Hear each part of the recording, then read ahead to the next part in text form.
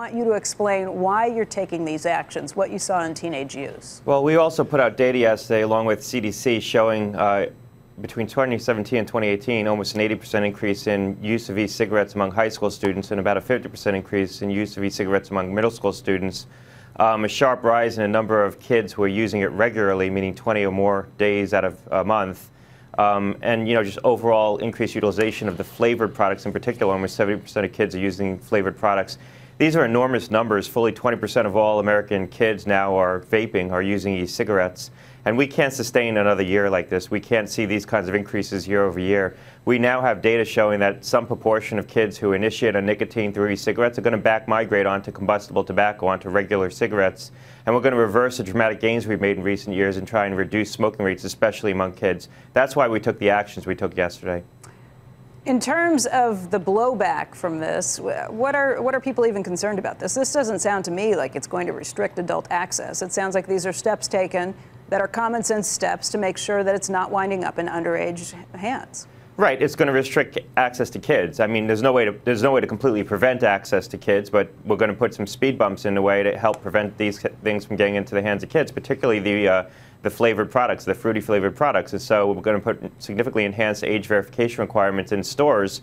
That's going to have the effect of putting a lot of the fruity flavors into the hands of vaping shops and adult-only stores, where it's going to be harder for the kids to access them. So it is the case that it'll be a little bit harder for some adults to get access to these same flavors. They might have to go to different locations to buy them, or buy them on age-enhanced websites that can verify age in the same way you sell wine online, where you have adult signature on delivery and you check the age of someone as they're making the purchase.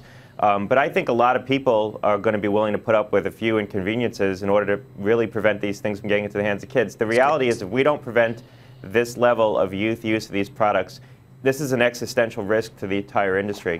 The alternative is to pull the products off the market, which is not something we want to do. Well, that's what I wanted to ask about. I wanted to ask about, just take us inside your mind for a moment in terms of how you weighed the issue of just taking these flavored products off the market entirely.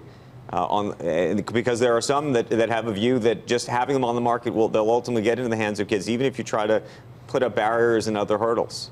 Well, look, what the public benefit is of having these things on the market in the first place. Right. We see an opportunity here to transition adult smokers off of combustible tobacco onto these modified risk products. The e-cigarettes are not risk-free, but we know they're less risky than combusting tobacco, than traditional cigarettes. So if you can completely switch an adult smoker off of cigarettes onto these electronic cigarettes, you can provide a net public health benefit. So we don't want to forestall that. And the flavored pieces, but no, I'm talking about the flavored component. The flavors, if you talk to adults, and the data does demonstrate, the flavors are one component for some adults that are an important factor in why they would switch from a regular cigarette onto these e-cigarettes. So we don't want to completely forestall these opportunities. But the alternative to the action we announced yesterday would be to pull in the compliance dates for all the products, require them to file applications, which could effectively take them off the market. I inherited a policy that would have done that. These products probably would have been off the market by next year. We modified that policy because we saw a public health opportunity. But that public health opportunity, and I believe it's real, cannot come at the expense of addicting a whole generation of kids on nicotine through these same products. That's why we took the action we did.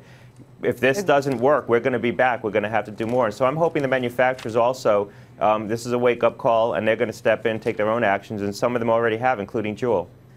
I'm glad to hear you say that. It sounds like you sound a little defensive. My guess is you're getting a lot of blowback. I just want to say, keep doing this. I'm all in favor of what you've got happening here. You just pointed out that Juul, you think, is taking some steps. Those steps didn't come easily. You raided their offices. Are you going to tell us what you found in any of the documents that happened there?